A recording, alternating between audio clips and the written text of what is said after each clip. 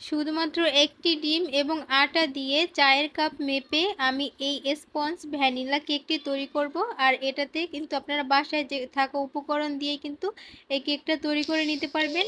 কোনো প্রকারের ভ্যানিলা এসেন্সও আমি ব্যবহার করিনি। এটার পরিবর্তে কি ব্যবহার করবেন সেটাও দেখিয়ে দিব। তো আশা করি ভিডিওটা ভালো লাগবে। এখানে কেকের মোলটা রেডি করে নেব। একটু সামান্য তেল দিয়ে আমি ব্রাশ করে নিচ্ছি। তো আপনারা যে কোনো স্টিলের বাটি অথবা যে কোনো সিলভারের হাঁড়িতেই কিন্তু এটা বিক করতে পারেন। তো এরকম একটা বাটিতে আমি একটা কাগজ দিয়ে তারপরে আবার এটাকে তেল দিয়ে একটু ব্রাশ করে নিচ্ছি। তো ওটা এক সাইডে রেখে দিচ্ছি। এখানে একটা ডিম ভেঙে নিলাম। আর ডিমটা অবশ্যই নর্মাল তাপমাত্রার হতে হবে। ফ্রিজে থাকলে 1 ঘন্টা আগেই বের করে নেবেন। আর আজকে আমি এই কাপটা মেপেই সব কিছু ব্যবহার করব। তো আপনারা কিন্তু আপনাদের হাতের কাছে থাকা যে কোনো কাপ নিলেই হবে, বা যে কোনো স্টিল বাটি ছোট সেগুলোও নিতে পারেন। আমি এই কাপের 1 কাপ আটা নিব, সেই জন্য আমি এখানে হাফ কাপ চিনি দিয়ে দিলাম। তো একটা ডিমের জন্য কিন্তু আমার এই 1 কাপ আটাই যথেষ্ট, যেহেতু আমার কাপটা একটু মিডিয়াম সাইজের, একবারে ছোটও কিন্তু না। তো এই কাপ মেপেই আমি দিয়ে দিলাম হাফ কাপ, মানে 1 ফুড কাপ, মানে 4 ভাগের 1 ভাগ দিয়ে দেবো তেল, রান্নার রেগুলার তেল। আর এটা কিন্তু আমি ডিমটাকে বিট করছি। তো আপনারা কিন্তু দেখেই বুঝতে পারছেন আমি 15 থেকে 16 মিনিট একাধারে বিট করার পরে কিন্তু ডিমের কালারটা এভাবে চেঞ্জ হয়ে গেছে।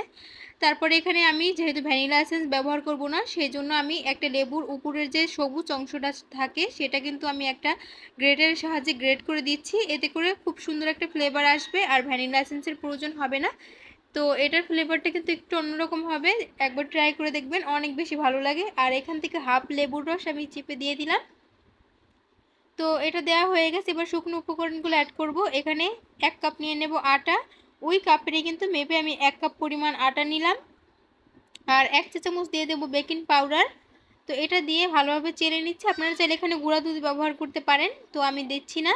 তারপরে এটা ভালোভাবে দিয়ে আর সামান্য একটু লবণ দিয়ে দিলাম। মিষ্টি খাবার একটু লবণ দিতে হয়, তো এই জন্য সামান্য একটু লবণ দিলাম। দিয়ে ভালোভাবে নেড়েচেড়ে মিশিয়ে নিচ্ছি। আর এই কাজটা কিন্তু একটু ধৈর্য সহকারে করতে হবে, যাতে এটার ভিতরে কোনো প্রকারের দলা পাকিয়ে না থাকে। আর এই জন্য এখন কিন্তু এটা অনেকটা ড্রাই মনে হচ্ছে, তো এই জন্য আমি এখানে লিকুইড দুধ নিয়েছি। তো এটাও নিয়েছি 1/3 কাপের মতো।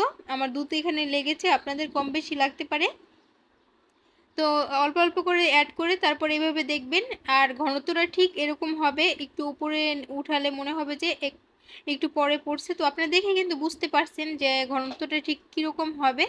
তো আমি যে মোলটা রেডি করে রেখেছিলাম সেটার মধ্যে এভাবে উপর থেকে ঢালতে হবে একাধারে। তো উপর থেকে ঢেলে তারপর আমি হালকা হাতে একটু ট্যাপ করে নিচ্ছি, এতে করে ভিতরে যদি কোনো বাতাস থেকে থাকে সেটা বের হয়ে যাবে। তো এদিকে একটা পাতিলে আমি আগে থেকে এটাকে গরম করে নিয়েছি আর ভিতরে একটা স্ট্যান্ড বসিয়ে দিলাম। তারপরে আমি কেকের মোলটা বসিয়ে একটা ঢাকনা দিয়ে দিলাম। আর এখানে অবশ্যই কিন্তু যে কোনো স্টিল অথবা সিলভারের ঢাকনা ব্যবহার করবেন। কাঁচের ঢাকনা ব্যবহার করলে কিন্তু কোনো, এই যে একটা সুন্দর কালার আসছে, এই কালারটা কিন্তু আসবে না। আর একটা কথা, আপনারা কিন্তু নিচে 2 থেকে 3 পিস লেখালেখির কাগজ দিতে পারেন, সেক্ষেত্রে কিন্তু কালারটা আরও অনেক বেশি সুন্দর আসে। আমি ভুলে গিয়েছিলাম। তো এই পর্যায়ে কেকটা ঠান্ডা হয়ে গেছে, আমি মোল্ড আউট করে নিব। চারিদিকে একটু কেচি মানে ছুরির সাহায্যে একটু ছাড়িয়ে নিলাম। তারপরে দেখুন এই যে উপরে কাগজটা তুলে নিলাম। আর কেকটা কতটা সুন্দর হয়েছে। তো এটা কিন্তু পুড়েও যায়নি, আর কালারটা কতটা সুন্দর হয়েছে, আর একদম খুবই সফট স্পঞ্জি হয়েছে কতটা, আপনারা দেখেই কিন্তু বুঝতে পারছেন। আশা করি ভিডিওটা ভালো লাগছে। তো ভালো লাগলে চ্যানেলটি সাবস্ক্রাইব করে ভিডিওতে একটা লাইক করে দিবেন।